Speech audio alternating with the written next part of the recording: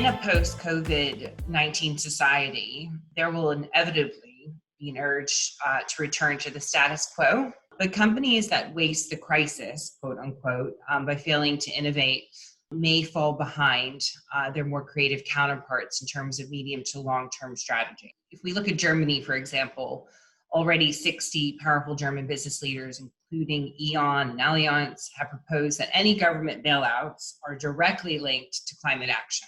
Do you think that companies that are not innovating and honing in on the triple bottom line will be left behind? Yeah, it's interesting to see this global pandemic characterized as the Great Pause. I think that in a lot of ways, we've seen what's possible to reduce harm, reduce pollution, right? We saw global carbon emissions fall by 17% or to 2006 levels during this sort of Great Pause because air travel was paused because a lot of overall movement of people was diminished, but the drop was temporary. And as we've started to open up and sort of prioritize economic activity over public health concerns and safety, especially in America, I think it's important to retain that question of what's necessary and sustainable and what do we hold on to from this Great Pause time to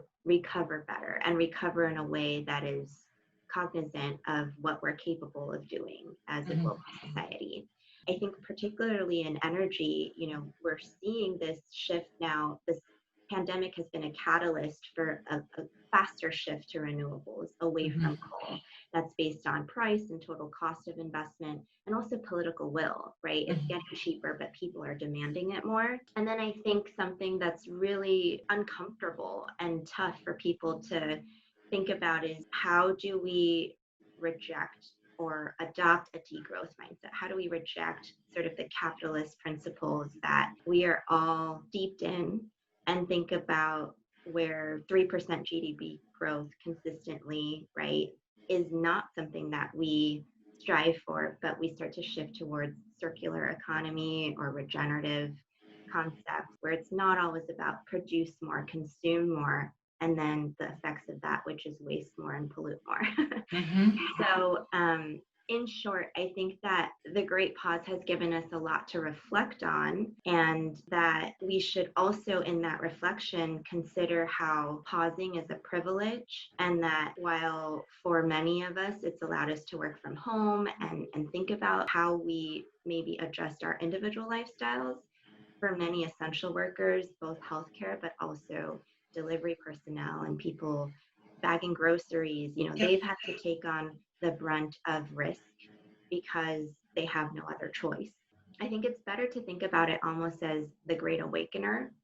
Like with most crises, it really uncovers the inequities that have always been there, right? The racial and social inequities that have been there, and why Black, Brown, Indigenous communities, people of color are bearing the brunt of COVID the most. We've seen that in the numbers and in the data of who's being infected and which communities are carrying the majority of the effects of this so far. And so I think that some companies are mobilizing to do that.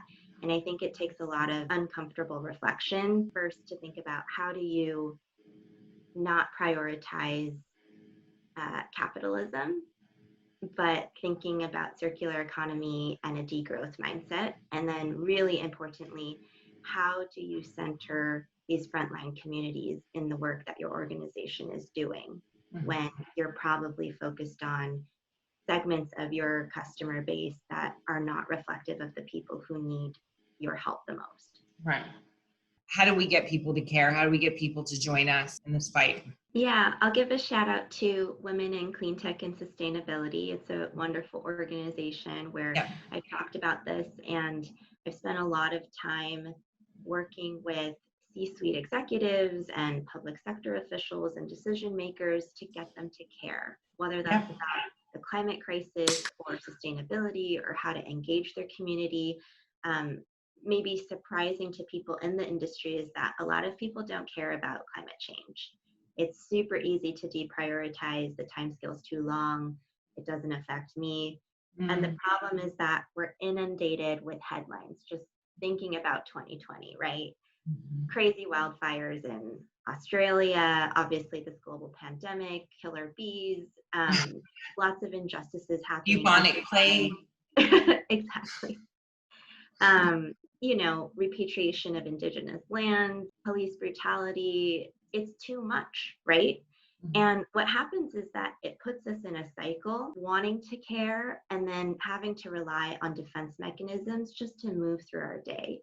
And those mechanisms often appear in the form of apathy, disconnecting, disillusionment, overwhelm, breaking down, checking out. Like there's all these different ways that it manifests so that you can continue to function as a human being.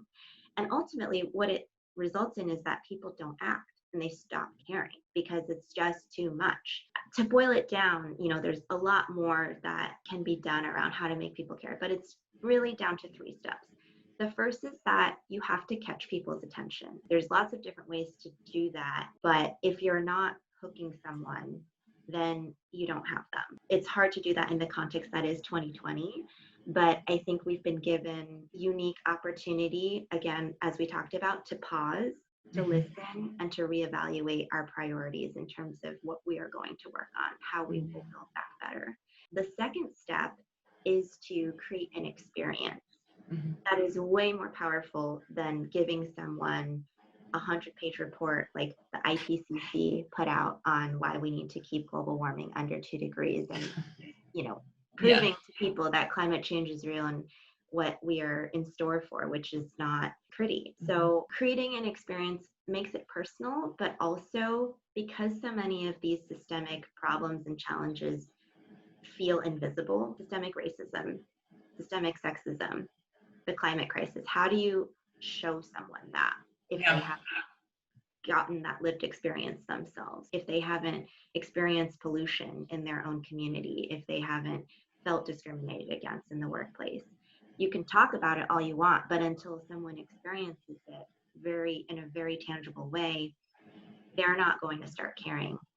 And the third thing is you have to facilitate a small action. I think why that's so powerful is because there's lots of research around behavioral psychology and what makes people change. And there's this concept of the attitude behavior gap where people act in ways that don't jive with how they think. We see this in how people vote, we see this in how people shop, we see this in how people treat others. There's lots of attitude behavior gap examples of how we rationalize different things and we act differently than we think. And so the reason why taking a small action is so powerful is because it's been proven that it's more impactful for someone to act and then change their mind rather than changing their mind and then act. Whether it's I'm going to recycle this plastic bottle today, even though I don't believe that recycling makes an impact on environmental conservation or sustainability or that it really has a significant difference, the act of doing it is sort of a gateway into adopting other sustainable behaviors on a pathway to having a sustainable lifestyle. Just like the example we talked about earlier, right?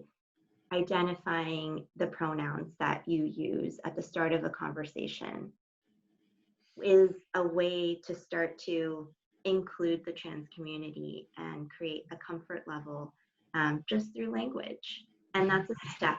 That's a small action, even if you might not believe in systemic discrimination or understand what the trans community has gone through. Yep. You're on that path. And so you catch people's attention, you create an experience for them, and then you take that small action. And that's basically the catalyst to how we can get people to care and how I'm working with organizations and companies to get them to not only care, but turn that care into really meaningful action.